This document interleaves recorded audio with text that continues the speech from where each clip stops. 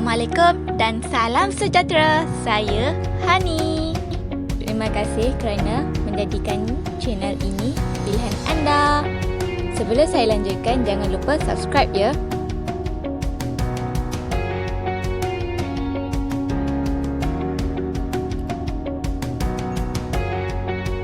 Di video kali ini, saya akan buat tutorial cara mudah mengembalikan Instagram bisnes kepada Instagram biasa.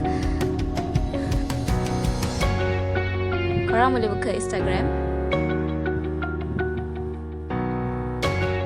Ni ID saya baru je buat, so korang boleh follow saya.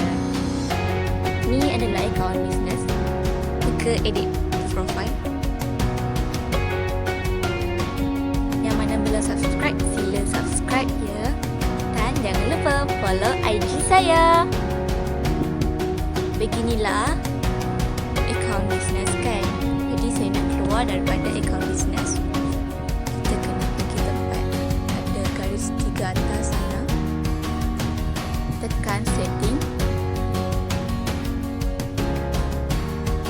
account.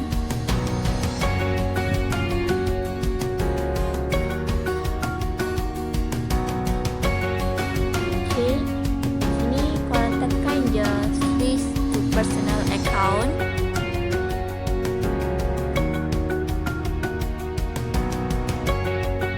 Okay, korang boleh tekan switch back.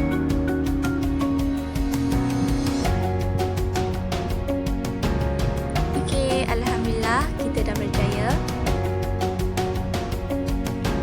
So korang nak di sini korang boleh nampak data dia dah promotion kat tepi edit profile kan. So, korang jangan lupa subscribe, comment, like and share.